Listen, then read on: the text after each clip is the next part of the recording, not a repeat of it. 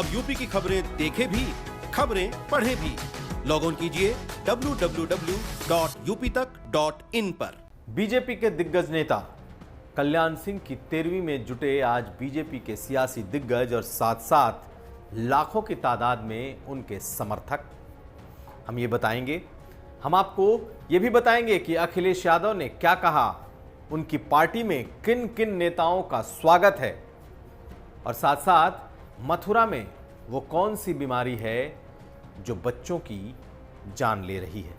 नमस्कार, मैं हूं कुमार अभिषेक, आप देख रहे हैं यूपी तक और हम हाजिर हैं अपना न्यूज शो आज का यूपी लेकर। अब खबरें विस्तार से। अलीगढ़ के अतरौली में कल्याण सिंह के पैतृक निवास पर आज उनका 13वीं का कार्यक्रम था। इसमें बीजेपी के तमाम दिग्गज सियासी नेता पहुंचे थे। उत्तर प्रदेश के मुख्यमंत्री योगी आदित्यनाथ, दोनों उप मुख्यमंत्री और साथ साथ उत्तराखंड के मुख्यमंत्री और राज्यपाल भी थी। राजस्थान के भी राज्यपाल पहुंचे थे, लेकिन सबसे बड़ी बात यह रही कि आज उन्हें श्रद्धांजलि देने वालों में लाखों लोग मौजूद थे। कल्याण सिंह को जानने वाले, उनके इलाके के गांव-गांव से लोग आज पहुंचे थे और बहुत बड़े विशालकाय पंडाल में आज इस 13वीं के भोज का आयोजन किया गया। सुबह से लेकर शाम तक लोगों की तादाद आती रही और प्रसाद लेती रही। मुख्यमंत्री योगी आदित्यनाथ ने कल्याण सिंह के जीवन पर प्रकाश भी डाला, लेकिन 13वीं के साथ ही आज एक अध्याय भी खत्म हो गया। कल्याण सिंह के बेटों ने मुख्यमंत्री योगी आदित्यनाथ की तारीफ की और उन्हें कल्याण सिंह के पुत्र समान बताया था। कुल मिलाकर आज के इस 13वीं के साथ ही उस पूरे इलाके में कल्याण सिंह को लेकर अब एक नई सियासत भी शुरू हो रही है कि आखिर कल्याण सिंह को चाहने वाले कौन कौन हैं और कौन लोग हैं जिन्होंने उनके मौत के बाद भी सियासत नहीं छोड़ा। बीजेपी ने कल्याण सिंह के मृत्यु के बाद जिस तरीके से इस पूरे कार्यक्रम को अपने हाथ में रखा, जिस तरीके से बीजेपी ने अब आने वाले समय में श्रद्धांजलि सभाएं और साथ साथ अस्थि कलश को जगह जगह ले जाने का फैसला किया है, ये साफ है कि चुनाव में बीजेपी अब कल्याण सिंह के मुद्दे को भी इमोशनल तौर पर जरूर भुनाएगी। चलते हैं अगली खबर की तरफ। मुख्तार अंसारी के भाई के बाद क्या अब मुख्तार अंसारी का बेटा भी समाजवादी पार्टी में आएगा? इसके कयास, इसकी अटकलें पिछले कुछ दिनों से काफ़ी जोरों पर हैं, लेकिन आज अखिलेश यादव ने यह कहकर कहीं ना कहीं एक संकेत दे दिया है कि हो सकता है कि मुख्तार अंसारी का बेटा भी समाजवादी पार्टी में शामिल हो जाए। आज अखिलेश यादव हरदोई में थे और उनसे ये सवाल पूछा गया कि क्या मुख्तार अंसारी के बेटे भी उनकी पार्टी में शामिल हो सकते हैं। सुनिए क्या कहा है अखिलेश यादव। मुख्तार अंसारी के भाई की एंट्री सपा में हुई है, बेटे अब्बास की एंट्री कब होगी? समाजवादी पार्टी में जो आना चाहेंगे समाजवादी पार्टी में लेना शुरू कर दिया जाएगा और सम्मान देने का काम आपके जिले से अच्छा कौन जानता है? अरे भाई, अपने जिले का पूछते तुम, कहाँ तुम गाजीपुर का पूछ रहे हो, आखिरी बॉर्डर का। आपने सुना क्या कहा अखिलेश यादव ने। उन्होंने साथ साथ नरेश अग्रवाल का भी नाम लिया।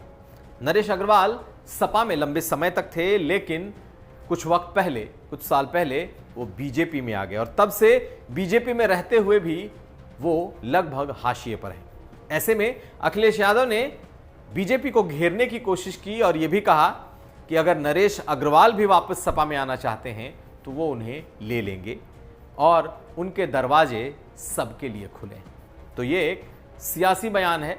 निश्चित तौर पर अखिलेश यादव इन दिनों बीजेपी और दूसरे दलों से आने वाले बड़े और कद्दावर नेताओं को अपने साथ जोड़ने में लगे हैं। चलते हैं अगली खबर की तरफ। पिछले कुछ दिनों से बीजेपी से नाराज चल रहे भदोही के विधायक दीनानाथ भास्कर ने आज अपनी सफाई एक बार फिर दी। इस बार ये सफाई उन्होंने फेसबुक पर दी है, क्योंकि फेसबुक पर ही उन्होंने अपनी नाराजगी भी जाहिर की थी और उन्होंने ये पहले कहा था कि पार्टी के भीतर लोग उनके विरोध में लगे हैं और वो कभी भी पार्टी छोड़ सकते हैं। आज उन्होंने फिर लिखा और कहा कि वो पार्टी छोड़ सकते हैं, लेकिन बीजेपी में ही उनकी अंतिम यात्रा भी निकलेगी। अगर उन्होंने पार्टी छोड़ी तो वो संघ के लिए काम करते रहेंगे। दीनानाथ भास्कर दलित विधायक हैं, हालांकि वो पहले बीएसपी से रहे हैं, लेकिन अब उनका संघ प्रेम दिखाई दे रहा है। पिछले कुछ दिनों से उनके इलाके में जो भी पदाधिकारी नियुक्त किए गए हैं, उनका गुस्सा उस पर भी है कि ऐसे लोगों को नियुक्त किया गया है बीजेपी में जो उनका विरोध करते रहे हैं। यानी कि फेसबुक पर उन्होंने पहले अपनी नाराजगी जताई और फेसबुक पर ही अब ये लिखा है कि वो उनकी अंतिम यात्रा भी बीजेपी में भी निकलेगी, और अगर उन्होंने बीजेपी छोड़ा तो वो संघ के लिए काम करते रहेंगे। चलते हैं अगली खबर की तरफ। आगरा मंडल में रहस्यमय बीमारी से जो बच्चों की मौत का जो कारण आया है, उसमें एक बीमारी स्क्रब टाइफस के नाम की है। मथुरा के सीएमओ ने आज बताया कि स्क्रब टाइफस नाम की इस बीमारी से बच्चे ग्रसित हुए हैं और 8 बच्चों की मौत अकेले मथुरा में हुई है। कुल 29 बच्चों के सैंपल लिए गए हैं और जो बीमार हैं 29 में, उन सैंपल में से 26 बच्चे इसी बीमारी से ग्रस्त मिले हैं। मथुरा के अलावा जहां बच्चों के मौतों की खबर है, उसमें आगरा, कासगंज ऐसे जिलों से आई है और इनके भी सैंपल लिए जा रहे हैं। अभी तक फिरोजाबाद में कुल 41 मौतें हुई हैं, जिसमें से 32 बच्चों की मौतें हैं।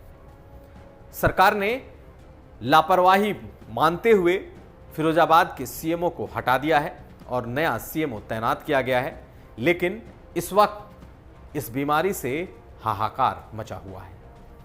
तो ये था आज का यूपी।